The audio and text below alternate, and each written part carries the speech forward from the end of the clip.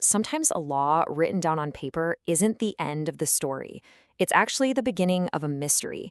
And today, we're going to look at how judges basically become detectives to figure out what a law is really trying to do. So yeah, grab your magnifying glass because this is where it gets really interesting. I mean, it's a huge question, right? We all assume laws are supposed to be crystal clear. But what happens when the words on the page are more of a puzzle than a clear instruction? When the text itself is actually the source of confusion, how on earth do you find the right answer? And this is exactly where our mystery begins. You see, lawmakers try their best to cover all the bases, but words can be tricky. They can mean different things to different people, or maybe a totally new situation pops up that nobody could have ever predicted. And that's when a seemingly simple rule becomes a real head-scratcher. Okay, let's take a classic example. Imagine a sign that says, "All vehicles are prohibited from the park." Seems simple, right? No cars. Got it. But wait a minute. What exactly is a vehicle? Is a kid's tricycle a vehicle? What about a skateboard? Or, an ambulance in an emergency? All of a sudden, that simple rule isn't so simple anymore. Right.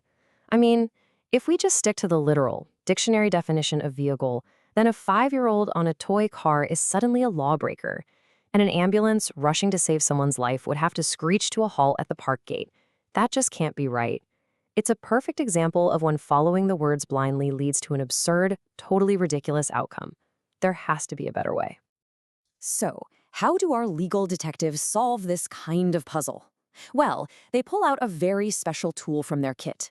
It's a way of thinking that lets them look past the literal words to uncover the real mission of the law. And that tool is called the Purposive Approach. The key idea is right there in the name. It is all about finding the purpose. And to do that, judges look at what's called extrinsic evidence, which is basically just a fancy term for clues from outside the law itself, to figure out what problem the lawmakers were originally trying to solve. This image just says it all, doesn't it? The confusing law, that's the crime scene. The judge is the detective. And the purposive approach, well, that is the magnifying glass they use to find all the hidden clues that reveal the true story. Okay, so if the answers aren't in the words of the law itself, where exactly does a judge even start looking for these clues? Let's follow the evidence trail. So a judge basically has two places to look for information. They can stick strictly to the text of the law, the literal words written down, or using the purposive approach, they can expand their investigation to include all that extrinsic evidence, which is all the background material that tells us why the law was written in the first place. So what kind of clues are we even talking about here? Well, think of it like a detective's case file.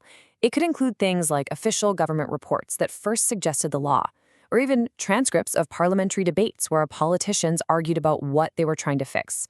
You can even look at earlier drafts of the law to see what they changed. That gives you a huge hint about what they were really aiming for. But just collecting clues is only half the battle. The real mission here is to piece them all together to uncover the motive. Why was this law even written? What specific problem was it designed to solve?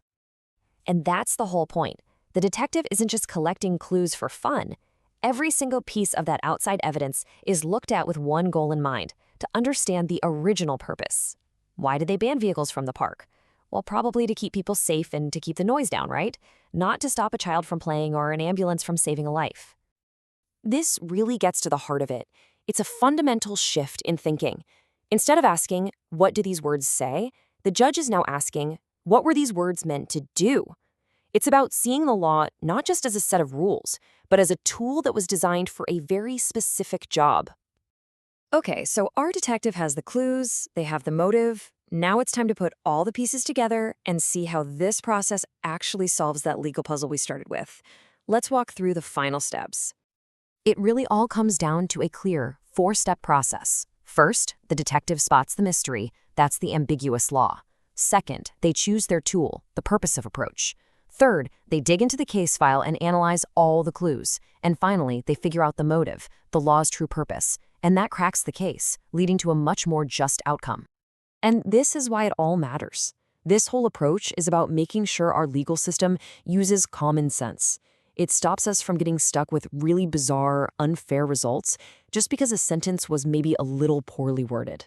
It makes sure that the law actually works for people in the real world.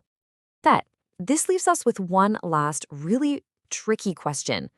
The purposive approach is a powerful tool, for sure. But should a judge's search for purpose ever completely ignore the plain words written in the law? How do we strike that perfect balance? Now, that is a puzzle worth thinking about.